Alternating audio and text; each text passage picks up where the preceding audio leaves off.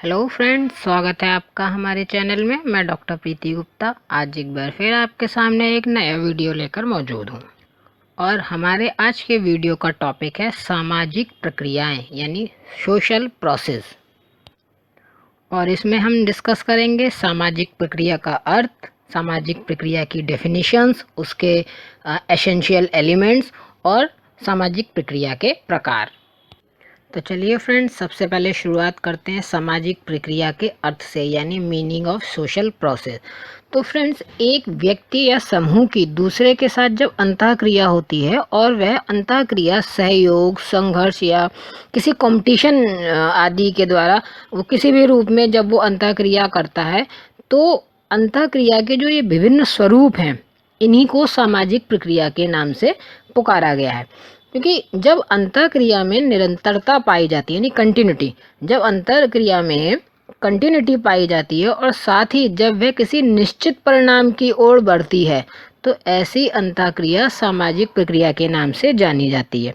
जैसे दो व्यक्ति समय पर यानी टाइम टू टाइम एक दूसरे से मिलते जुलते रहते हैं, ज़रूरत पड़ने पे एक दूसरे को कोऑपरेट करते हैं, एक दूसरे के सुख दुख में हाथ बटाते हैं, तो उनके बीच एक अंतःक्रिया होती है और उस अंतःक्रिया में निरंतरता पाई जाती है।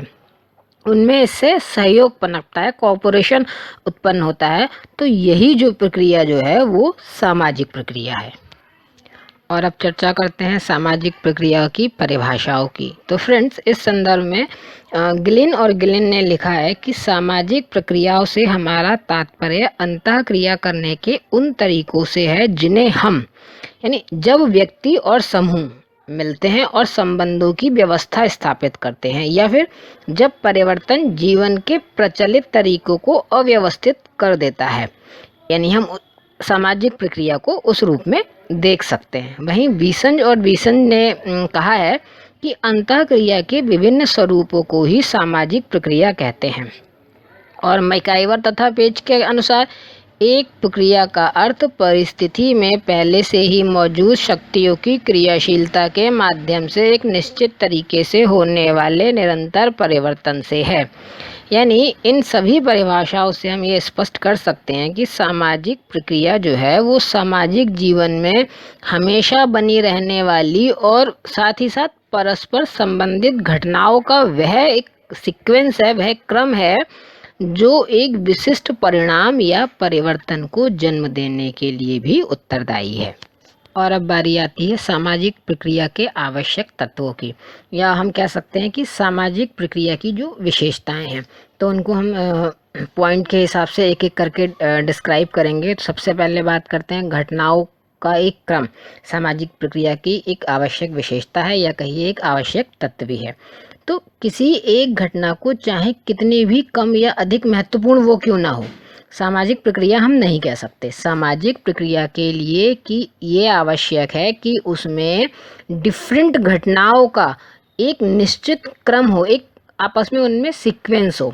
वहीं साथ ही साथ इसमें घटनाओं की पुनरावृत्ति होनी भी ज़रूरी है, यानी घटनाओं का जो है, इवेंट्स का जो है रिपीटिशन होते रहना चाहिए।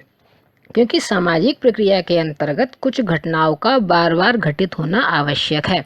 यदि कोई घटना एक बार घटित हो जाए तो हम उसे सामाजिक प्रक्रिया नहीं कह सकते। वहाँ घटनाओं की जो पुनरावृत्ति होती है, उसका रिपीटिशन होता है, जैसे हम कहते हैं ना कि एक दूसरे से लगातार हम मिलते रहें, उनके सुख दुख में हम हाथ बटाते रहें, माने मिलने का रिपीटिशन होता रहे। या अगर हम झगड़े की बात करते हैं तो झगड़े का भी रिपीटिशन होता रहे, तो उसको जो है हम सामाजिक प्रक्रिया के अंतर्गत रखते हैं। वहीं सामाजिक घटनाओं के बीच संबंध होना भी एक आवश्यक तत्व कहा जाता है। सामाजिक प्रक्रिया के अंतर्गत विभिन्न घटनाओं की प्रकृति तो अलग अलग हो सकती है, उनका क्षेत्र भी अलग अलग हो सकता है, लेकिन सभी घटनाओं के बीच संबंधों का होना अत्यंत आवश्यक है। इस संबंध के अभाव में घटनाएं केवल घटनाएं कही जाएंगी, उनको सामाजिक प्रक्रिया नहीं कहा जा सकता। इसके अलावा फ्रेंड्स, निरंतरता यानी कंटिन्यूटी भी सामाजिक प्रक्रिया का एक आवश्यक अंग है।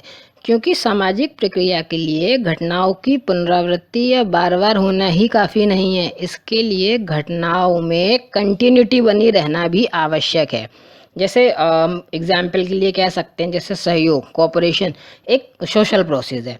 इसका कारण ये है कि सामाजिक जीवन में जो सहयोग की आवश्यकता है वो हर व्यक्ति को हमेशा बनी रहती है, और सहयोग को व्यक्त करने वाली घटनाएं समाज में होती ही रहती हैं, उनमें एक कंटिन्यूटी पाई ही जाती है।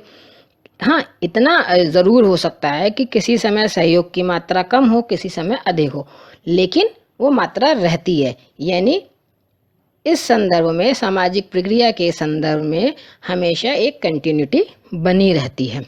इसके बाद विशिष्ट परिणाम, ये भी सामाजिक प्रक्रिया का एक आवश्यक तत्व या विशेषता है, क्योंकि फ्रेंड परिणाम जो है सामाजिक घटना का एक बहुत ही आवश्यक तत्व भी है। सामाजिक प्रक्रिया तो घटनाओं का ऐसा क्रम है जिसमें कंटिन्यूटी का तो गुण पाया जाता है और जिसके कुछ निश्चित परिणाम भी ज़रूर निकलते हैं। तो जैसे हम एग्जाम्पल के लिए कह सकते हैं कि जैसे सहयोग जो एक सामाजिक प्रक्रिया है और जो व्यक्ति और समूह को अगर एकता के सूत्र में बांधती है, मिलने जुलने से, किसी के हेल्प करने से, जो किस जब लोगों में एक नए संबंध डेवलप होते हैं, उनमें फ्रेंडशिप होती है, उनमें उनमें एक यूनिटी डेवलप होती है, वो अपने आप को एक संगठन या संस्था का भी रूप दे सकते हैं अपने जीवन में, या अपने से संबंधित चीज़ों में वो जो है वो प्रगति भी करते हैं, उसमें डेवलपमेंट भी करते हैं।